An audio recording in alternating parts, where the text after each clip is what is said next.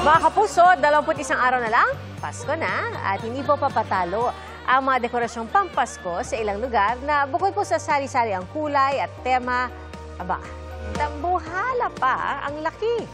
Gaya po sa South Cotabato kung saan ginawang inspirasyon ang mga iconic landmarks sa iba't ibang bansa. Saksi si Jamie Santos. Leaning Tower of Pisa ng Italy, Pyramid ng Egypt, estatwa ng Christ the Redeemer ng Brazil at Sky Tower ng New Zealand.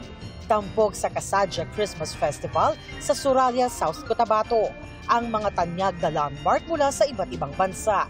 Puno ng mga ilaw at dekorasyon na patok sa anumang henerasyon. Merry na rin ang Pasko sa Libungan, Cotabato, kung saan nagbukas na ang isang Christmas pasyalan. Nagliwanag ang paligid ng munisipyo dahil sa Christmas Village na may temang Candyland. Di naman padadaig ang Candy Wonderland na pasyalan sa Iligan. Ang kanilang Christmas Village, pastel colors ang mga disenyo. Meron din silang higanteng Christmas tree at kung Belen-inspired ang arko sa Iligan, life-size Belen naman ang tambok sa Dinalupihan, Bataan. Nasa ilalim yan ng giant Christmas tree na pinailawan kasunod ng dula tungkol sa panunuluyan. Mayroon ding mga pagtatanghal at fireworks display. Kumukutitap na mga parol naman ang nagpaliwanag sa Christmas tree ng Taal, Batangas. Bida rin doon ang mga parol na gawa sa indigenous at recycled materials.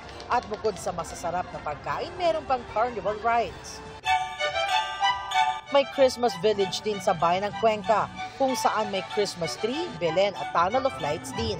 Tampok din ang food bazaar at inflatable slides na para sa mga bata. Aliw din ang mga bumibisita sa Tagoloan, Misamis Oriental, kung saan bumida sa parada ang mga cartoon at fairy tale character. At bukod sa samot-saring carnival rides, selfie-worthy rin ang mga reindeer kasama si Santa. Ramdam na rin ang Pasko sa lungsod ng Iloilo. Pinailawan na kasi ang mga Christmas tree at display sa dalawang paaralan doon.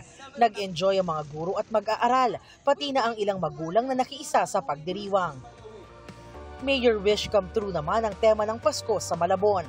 Pinailawan roon ang 40 talampakang Christmas tree na sinabitan ng parol ng 21 ahensya, organisasyon at mga volunteer.